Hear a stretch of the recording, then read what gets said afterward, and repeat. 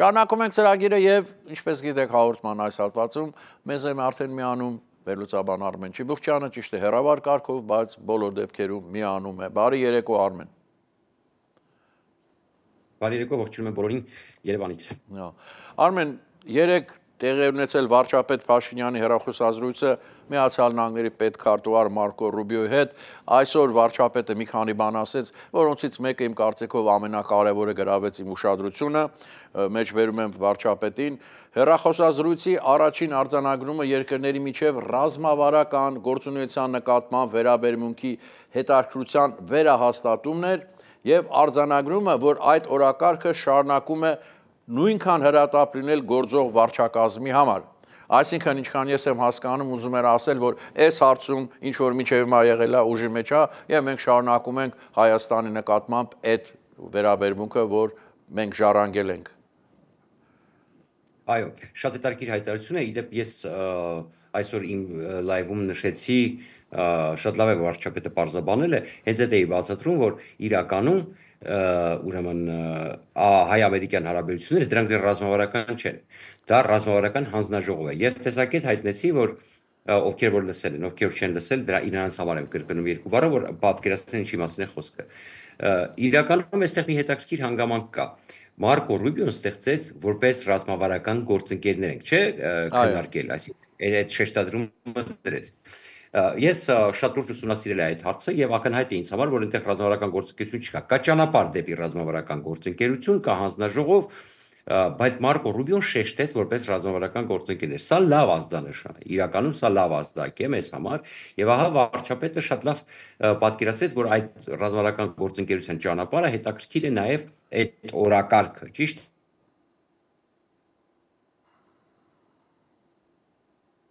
Հետաքրքիր է նաև Թրամփի ադմինիստրացիա։ Մի բան է պարզ դառնում, որ Հայաստանը, եթե հետաքրքիր է, ուրեմն Ամերիկան հետաքրքրված է Հայաստանում, հետաքրքիր է, որպեսզի այս տարածաշրջանում հարավային Կովկասում ունենա ռազմավարական գործընկեր իդեմ Հայաստանի։ Դրա համար պետք է հաջորդեն քայլեր։ Իհարկե այդ քայլերը հիմա չեն բարձրաձայնի, բայց մենք պետքա գոնե տեսնենք։ Եվ մենք տեսնում ենք, որ Ալիևը Իսրայելի միջոցով շատ ուժեղ լոբինգ է անում, հատկապես հաշվի առնելով, որ Իրանի հարցով մենք շուտով ունենալու ենք լարվածություն, կարծում եմ, եթե ինչ որ հրաշքով բանակցությունների ճանապարհով դիվանագիտությունը չլուծի այդ հարցը, ինչը այս պայմանությամբ կարծես թե մի քիչ ուրեմն կասկածելի է թվում։ Բայց գլոբալ կարևոր արձանագրում է դա, եւ շատ ուրախ եմ, որ Մարկո Ռուբիոն հավաստիացրել է եւ վարչապետը այդ մասին խոսում է, որ օրակարգը ռազմավարական գործընկերներ դառնալու հետաքրքրում է Միացյալ Նահանգներին, բայց սա նշանակում է կոնկրետ քայլեր։ Կոնկրետ քայլերը նշանակում է, որ եթե մենք դառնում ենք ռազմավարական գործընկերներ Միացյալ Նահանգների հետ, մենք չենք կարող լինել հապկում, մենք չենք կարող լինել ԵԱՏՄ-ում։ Սա ակնհայտ է։ Կներես, ուզում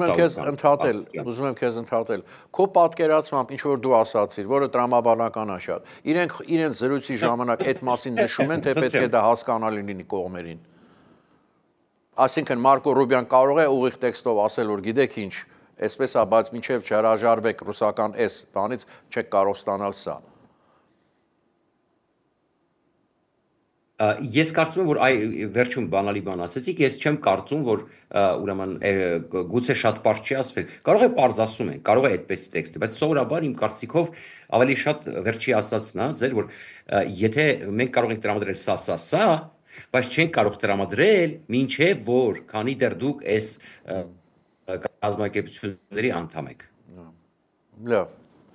Այսինքն ձեր ասածը վերջում այդ շեշտադրումը, որ այո, մենք կարող ենք ձեզ սա տրամադրել, կարող ենք կամ կկարողանանք տրամադրել, օրինակ, եթե դուք չլինեք այս կազմակերպությունների անդամ։ Արմեն, ուրեմն Լա Մոնդը ֆրանսիական այսօր հրապարակել էր մի հոդված, բավական ուժեղ հոդված, Ստամբուլի ընդդիմադիր քաղաքապետ եւ նախագահի տեխնացու Իմամօղլու ձերբակալումից հետո, ուրեմն հոդվածում առաջ է քաշում այն միտքը, որ Թուրքիան ներքաշվել է անձնիշխանության մեջ, ինչպես Ռուսաստանում եւ Ադրբեջանում է։ Եվ վերջում էլ ասում էր, որ Արևմուտքը ցուցաբերել է անտարբերություն եւ արձագանք չի տվել այս ամենին։ Սրա մասին ինչ կասես։ Հետաքրքիր հոդված է, բայց այդտեղ կա տրամաբանություն, ուրեմն Թուրքիան հիմա դարձել է տարածաշրջանի լրջագույն երկրներից մեկը եւ կարծես թե առաջատար երկրներից մեկը իդեպ այդ իմաստով ես կանդրադառնամ նաեւ Մարկո Ռուբիոյի Ֆիդանի հանդիպմանը եւ նաեւ Մարկո Ռուբիոյի հետաքրքիր ուղերձին Հունաստանին անկախության օրվա հետ կապված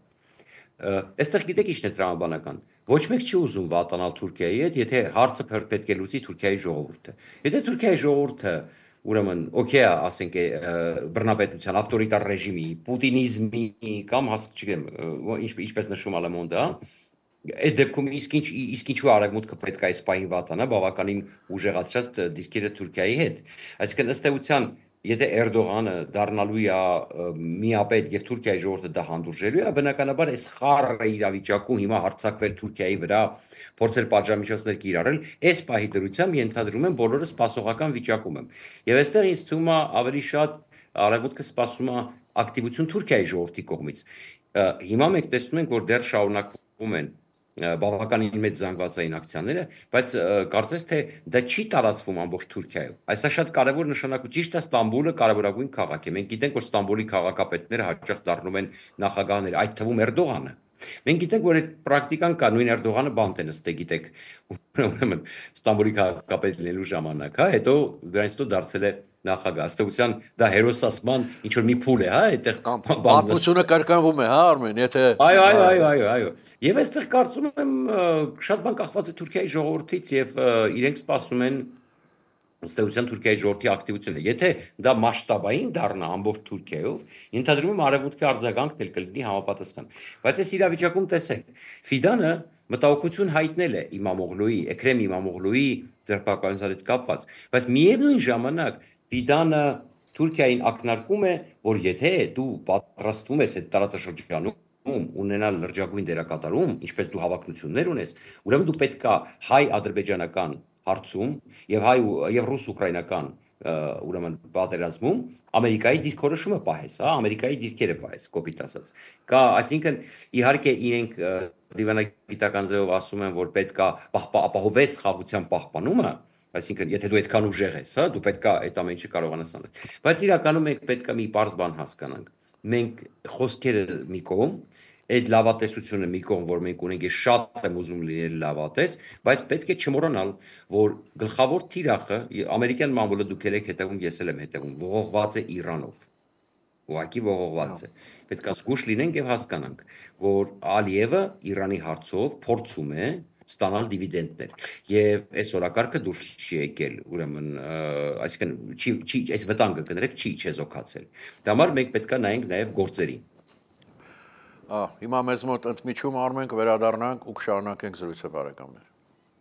Բայդուբայ.am այո Բայդուբայ.am Դարձեք անշարժ գույքի սեփականատերը Դուբայում Բայդուբայ.am-ի օգնությամբ եւ մենք ապահովենք Արաբական Միացյալ Էմիրությունների ձեր ռեզիդենտության քարտը Արաբական Էմիրություններում առանց տոկոսագումարի ձեռք բերեք անշարժ գույք սկսած $140,000-ից ստանալով մինչեւ 15% եկամուտ Բայդուբայ.am-ի օգնությամբ մեզ հետ կարող եք կատարել եզակի ներդրումներ Mercedes-Benz, Bugatti, Burj Khalifa եւ Դամակ ճարտարապետական գլուխգործոցներով հայտնի Emar եւ Bingatti-ի հեղինակավոր կառուցապատողներին պատկանող անշարժ գույքի շուկայում։ Կատարեք ձեր ներդրումը ֆինանսական ժամանակակից երկնաքերերի, շքեղ հյուրանոցների, ոսկեփայլ լողափերի եւ ֆինանսական բարձունքներ նվաճելու քաղաքում։ Բայդուբայ.am Շարունակում ենք ծրագիրը եւ զրույցը վերլուծաբան Արմեն Չիբուխչյանի հետ։ Արմեն, չգիտեմ այդտեղ ինչպես, բայց մեզ մոտ այդ աղմուկը սկանդալի շուրջ Միացյալ Նահանգներում չի դադարում, այդ չաթի մասին, որ պատահաբար հրավիրել էին թղթակցին, գլխավոր խմբագրին, այդ ամսագրի եւ գնալով նոր մանրամասներ են այդտեղից ուրեմն ստացվում եւ բավական հետաքրքիր մի տեսակ իսկապես բայց ինքը դեպքը զարմանալի է բացի դրանից որ այդ ուրեմն ժուրնալիստին էին սխալմամբ թույլ տվել այդ գեր գախնի խոսակցությանը մասնակցել, որտեղ մասնակցում էր ամբողջ էլիտան, կարելի ասել Միացյալ Նահանգների կառավարության, մեկը այդ անդամ մասնակցողներից ֆիզիկապես այդ ժամանակ գտնվել է Ռուսաստանում։ Այո։ Եվ ասում են, որ ծիծաղելը հնարավոր չի, որ դա ռուսների կողմից, այսպես ասենք, լսված չլիներ։ Ինչ կա, ինչ նորություն ունես այդ կապակցությամբ։ Ավելին ասեմ, զավեշտական բան էլ կա դրա մեջ, էլի։ Իհարկե, մի նրբություն էլ ասեմ, որ մոռացել եմ ասել, նաև տարբեր եթերներում, ուրեմն պարզվում է, որ CIA գործակալ կա, գիտեք, այնտեղ կա օպերատիվ աշխատողներ, որոնց անուն ազգանունը իրավունք չունեն հրապարակելու, ընդհանրապես իրավունք չունեն հրապարակելու։ Եվ ներգրավված է եղել նաև այդ քննարկմանը CIA այդ գործակալը, որին դիմել են անուն ազգանունով, այսինքն բացահայտել են իրեն։ Սա ուղղակի ցնդելու բան, այսինքն այդ աշխատողը վերջ ինքը բոլորս գիտենք, որ CIA աշխատող է։ Դուք պատկերացնում եք հիմա, եթե պարզվի նրա ինքնությունը, այն օպերացիաները, որ նա իրականը, դա հետևանք է ունենալու։ Պատկերացնում եք ինչու նա ներգրավված, տարբեր երկրներում ցանցեր կարող է քանդվել։ Օրինակ ինքը դե ամեն CIA գործակալ ունի իր հավաքագրվածներին, չէ, նրանք իրենց հավաքագրվածներին եւ ինչ-որ գործողություններ են արել։ Եվ սա ձեր ասածին ուրեմն Մոսկվայի հետ կապված։ Այո, եղել է այնտեղ Ստիվ Ուիտկոֆը, որը բանակցել է Պուտինի հետ եւ այդ ժամանակ նրան ներգրավում են այդ գերգաղտնի խոսակցության մեջ, ինչպես դուք ասում եք։ Բայց հələ դուք հարցրեք հանրապետականներին, պարզվում է, դա գաղտնի չի։ Դա ինչպես ասում են, classified չի, հա։ Այսինքն ինչ են ասում իրենք, ասում են, որ չէ, դա տեսակ դուք սենատի, չգիտեմ, հանձնաժողովի քննարկման հետախուզության ուրեմն հարցերով հանձնաժողովի քննարկման հետևել եք, այնտեղ փորձում էին Ուիտկոֆին, կներեք, Ռեդկլիֆին, Գաբարդին եւ նաեւ պաշտպանության նախարարը ներկայացուցին համոզել, որ դա գաղտնի խոսակցություն է, որովհետեւ այնտեղ հստակ ժամ, օր, թիրախ, անգամ մարդկային թիրախների անունները նշված եղել, իրենք մերժում էին։ Իրենք ասում են, որ դա գաղտնի չի։ Եւ դեմոկրատները ասում են, դե եթե գաղտնի չի, ուրեմն բերեք հրապարակի։ Այո, մեզ էլ ասեք։ Հենց ասում են հրապարակի, ասում են չէ։ Ասում են ուրեմն գաղտնի, ասում են չի, ասում են դե բերեք հրապարակի։ Ու սա նման է մի հատ շղթայի, որը շատ ուրեմն ծիծաղել էր։ Իդեպ նման մի բան տեղի ունեցավ նաև Fox News հեռուստաընկերության ժամանակ, այսօր Մայքլ Վոլցը ընդունեց իր սխալը։ Այսինքն, այստեղ խնդիրը։ Իդեպ մի բան ասեմ, Արմեն այդ կապակցությամբ ինքը սխալը ընդունեց, բայց այդ թղթակցին վիրավորեց, ասեց the loser ասեց, թե ինչ կապ ունի թղթակից այնտեղ, որ իրեն հրապարակ ուղարկել, ես չգիտեմ։ Այս կոնկրետ Fox News-ին էր, այդ ուրիշ տեղ է ուրեմն ասել, CNN-ում է երևի ասել, որտեղ CNN-ին էր։ Իսկ Fox News-ում ինքը ասեց, որ ճիշտ է, ես եմ chat group-ը ստեղծել, այդ իմ պարտականությունը հավաքել այդ քննարկմանը, բայց ասում եմ, թե ոնց է հայտնվել ուրեմն Գոլդբերգը կներեք, ոնց է հայտնվել Գոլդբերգը այդ chat-ում, ասում եմ, դա կամ տեխնիկական խնդրի պատճառով է եղել, կամ ինչ-որ մեկը միտումնավոր նրան հրավիրել է, այսինքն ինքը մեղավոր չի, լրիվ պատահական այդպես է։ Հիմա էլ գլսել եք, որ ուզում են սիգնալին դատի տան, սիգնալին են ուզում դատի տան, որ դա ինչ-որ պատահական, այսինքն որտեղ սա մեծ սկանդալ է, իրենց խնդիրն է, որ դա անպայման գցել իրենց վրայից։ Բայց դա այլ չի փրկի։ Դուք զգում եք արդեն ամեն կերպ փորձում են դա բանել, բայց ամենամեծ խնդիրը հետևյալն է։ Կառավարությունը ընդհանրապես եւ գաղտնի ծառայությունները ունեն հատուկ կապի միջոցներ։ Եվ վիդեո կապի միջոցներ, եւ աուդիո կապի միջոցներ, դրա համար եւ չաթեր կարող են վիդեո հավաքել, բայց դա պաշտպանված կապեր են, հատուկ, հենց այդպիսի խոսակցությունների համար։ Եվ գլխավոր հարցը դա, ինչպես կարելի է կոմերցիոն մեսենջերով քննարկել, թե որտեղ, երբ եւ ում են հարվածելու, եւ շատ լավ ասեց ուրեմն Գոլդբերգը ասեց, ես ուրախ եմ գոնե, որ հութիներին չէին հրավիրել այդ քննարկմանը եւ ռուսական գործակալներին։ Մնում էր հութիներին հրավիրել այդ քննարկմանը եւ ամեն ինչ ուրեմն կընկներ իր։ Հետո ինքը մի բան էլ ասեց ինձ թվում էր դա կատակ կամ ինչ-որ բան է, մինչև ասում իսկապես սկսեցին ռմբակոծել, ասում է տեսա որ չէ ինչ-որ ասում էին, 2 ժամ հետո տեղի ունեցավ արդեն, էլի։ Այո, եւ ուղղակի գիտեք ցավալի է, որ այսպիսի բարձր պաշտոնյաները ուղղակի թիրախավորել են հիմա Գոլդբերգին որպես վատ լրագրող, վարկաբեկված իբր, բայց ուրեմն դա Ատլանտիկը հայտնի է որպես ձախական, հա, ամսագիր, այսինքն այլ շատ դեմոկրատներին հարող, ուրեմն բարբերական, դրա համար այս իմաստով ուրեմն հիմա փորձում են որպեսի մեղքը իրանց վրայից ուրեմն դուրս ասում են, այսինքն չեն հերքում, որ այդպիսի բան եղել է։ Չեն կարող, որ կարողանային կհերքեին։ Այո, բայց միաժամանակ փորձում են ամբողջ մեղքը բարթել այսինքն փորձում են արդարանալ, թե այդ լրագրողը անպատասխանատու, չգիտեմ, վարկաբեկված, ուրեմն, բայց միաժամանակ այդ լրագրողը ասում է, ես այնքան պատասխանատու մարդ եմ, որ ոչ ժամն եմ հրապարակել, ոչ տեղն եմ հրապարակել, ոչ էլ ուզում եմ պատճառ դառնալ, որ որևէ ամերիկացի զինվոր զոհվի իմ պատճառով։ Եվ այստեղ հետաքրքրականը որն է, որ իրականում ինքը ասում է, ես ընդհանրապես չի ուզում այդ ամենին մասնակցել, ինձ պետք է հանգիստ քնել, ասում է, ինձ պետք չի տենց ինֆորմացիա տալ, ես ընդհանրապես չի ուզում այդ ամենի մասնիկը դառնալ։ Եվ այսպեսի ցավոք սրտի